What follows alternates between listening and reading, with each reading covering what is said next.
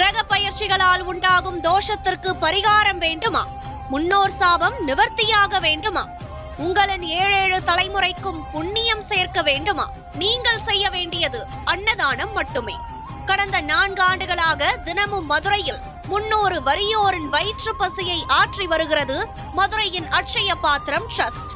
நீங்களும் உதவ அன்பு வேண்டுகோள். மேலும் தொடர்பிற்கு நெல்லை பாலு, நிறுவனர் 9442630815.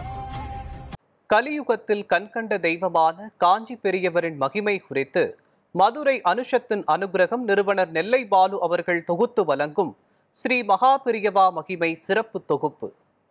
ஹரஹர சங்கர, ஜெய ஜெய சங்கர, காஞ்சி சங்கர, காமகோடி சங்கர. எல்லாம் வல்ல நம் ஜெகத்குருவின் திருவருளால் இந்த நாள் இனிய நாளாக அமைய அன்பு பிரார்த்தனைகள்.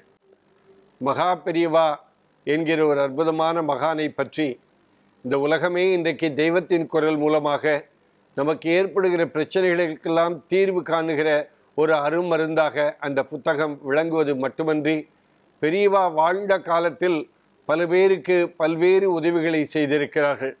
அந்த மகானை தரிசிக்கிற பொழுதெல்லாம் ஏதோ வாழ்க்கையிலே தனக்கு ஒரு மிகப்பெரிய பெரும் பேறு கிடைத்ததாகவே மகா பெரியவாளை காஞ்சிபுரத்தில் தேனம்பாக்கத்தில் ஓரிக்கையிலே சந்திக்கிற பொழுதெல்லாம் பல பேர்கள் அந்த அனுபவத்தை, நான் பெரியவரை தரிசித்தேன், எனக்கு இதையெல்லாம் வாழ்க்கையில் நடந்தது என்று சொல்லுகிற பெருமக்கள், லட்சக்கணக்கான பெருமக்கள் இன்றைக்கும் இருந்து கொண்டிருக்கிறார்கள். மகா பெரியவா இதுவரை மும்பை சென்றதில்லை. ஏனென்றால் மகனியர்கள் கடல் தாண்டி செல்லக்கூடாது என்கிற அந்த தத்துவத்தை, அந்த சிந்தனையை வாழ்க்கையில் கடைபிடித்த ஒரு அற்புதமான மகான். சொல்லும் செயலும் ஒன்றுபட்ட ஒரு மகான் உலகத்தில் இருக்கிறார் என்று சொன்னால் அது மகா பெரியவராகத்தான் கண்டிப்பாக இருக்க முடியும். ஒருமுறை ஒரு வயதான பாட்டி எப்பொழுதுமே மகா பெரியவாளை வந்து தரிசித்து விட்டு செல்வாள். மிகப்பெரிய பணக்கார பாட்டி. ஒரு கட்டத்தில் பார்த்தால் அந்த பாட்டி வாழ்க்கை வாழ்வதற்கே வழி இல்லாமல் சோகத்தின் விளிம்புக்கே சென்று அன்றாடம் சாப்பிடுவதற்கே வழி இல்லாமல் அந்த குடும்பம் ஆகிறது. அந்த பாட்டி திடீரென்று இறந்து விடுகிறாள். அந்த பாட்டியினுடைய தகன காரியத்திற்கு கூட பணம் இல்லை. 2000 ரூபாய் வேண்டும். என்ன செய்வது என்று அந்த குடும்பத்தில் உள்ளவர்களெல்லாம் முழித்து கொண்டிருக்கிறார்கள்.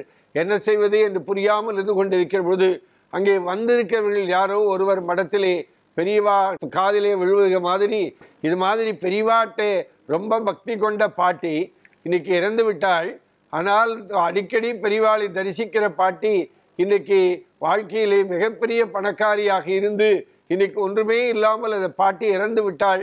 தகன காரியத்திற்கு கூட பணம் இல்லை என்று பக்கத்தில் இருக்கிறவரிடத்தில் பேசி கொண்டிருப்பது மகா பெரியவா காதிலே விழுகிறது. உடனே பெரியவா என்ன செய்தார்? மடத்து அன்பரை அழைத்து உடனடியாக ஒரு 2000 ரூபாயை கொடுத்து, 2000 ரூபாய் என்பது அந்த காலகட்டத்தில் ஒரு 50,000 1 லட்சம் ரூபாய்க்கு சமானம். 2000 ரூபாயை கொடுத்து உடனடியாக ஓடிப்போய் பாட்டியினுடைய தகன காரியத்துக்கு வேண்டிய செலவுக்கான தொகையை கொடுத்து அந்த காரியத்தை நீயே நின்று முடித்துவிட்டு வா என்று சொல்லி மகா பெரியவா அவரை அனுப்பி வைத்தாராம். தேவையானவற்றை தேவையான நேரத்தில் கொடுத்து உதவுகிற ஒரு மிகப்பெரிய மகான் மகா பெரியவா என்று சொன்னால் அது மிகையாகாது. ஏற்கனவே சொல்லியிருக்கிறோம், ஒரு பெரிய சொற்பொழிவாளர் தன்னுடைய குழந்தைக்கு திருமணம் என்று தீர்மானிக்க பெற்று அவருடைய மனைவி மகா பெரியவாடத்திலே போய் பொண்ணு கல்யாணம் 15,000 ரூபாய் வேண்டும் என்று கேளுங்கள் சொல்வது இவருக்கு கேட்கிற மனமில்லை. இருந்தாலும் மனைவி சொல்லிவிட்டாள் என்பதற்காக மகா பெரியவரிடத்திலே போய் சொன்னபோது உடனே அந்த பெரியவா அந்த பேச்சாளரை அந்த உபன்யாசரிடத்திலே உனக்கு நான் ஒரு அசைன்மெண்ட் தருகிறேன் சொல்லி கடையநல்லூர், தென்காசி பக்கம் கடையநல்லூருக்கு ஒரு கோவில் விழாவிலே, கும்பாபிஷேக விழாவிலே போய் நீ பேசிவிட்டு வா என்று சொல்லி அங்கே ஒருவருமே வரவில்லை. இருந்தாலும் வெறும் சம்பாவனை ஒன்றுமே கிடைக்கவில்லை. அது கும்பாபிஷேகம் அல்ல, ஒரு சின்ன கோவில், ஆஞ்சநேயர் கோவில். பேசிவிட்டு வா என்று சொல்லி சம்பாவனையே கிடைக்கவில்லை. மறுபடியும் பெரியவாடத்தில் வந்து நமஸ்காரம் பண்ண உடனே சந்தோஷம் என்று வழி அனுப்பி வைக்கிறார். வீட்டிற்கு போகிறார். மனைவி சந்தோஷத்தோடு வரவேற்கிறார். ஏனென்றால் அப்பொழுதுதான் யாரோ வந்து அந்த பொண்ணுக்கு தேவையான 15,000 ரூபாயை கொடுத்து விட்டு சென்றிருக்கிறார். அது மாதிரி பெரியவா அவாவா மனசில் என்ன தோன்றுகிறதோ அதை நிறைவேற்றுகிற ஒரு அற்புதமான ஞானி என்று சொன்னால் அது மிகையாகாது. ஹரஹர சங்கர, ஜெய ஜெய சங்கர, காஞ்சி சங்கர காமகோடி சங்கர எல்லாம் வல்ல நம் ஜெகத்குருவின் திருவருளால் இந்த நாள் இனிய நாளாக அமைய அன்பு பிரார்த்தனைகள். ராம் ராம். ஓம் ஸ்ரீ மகாபெரிவா திருவடிகளே சரணம்.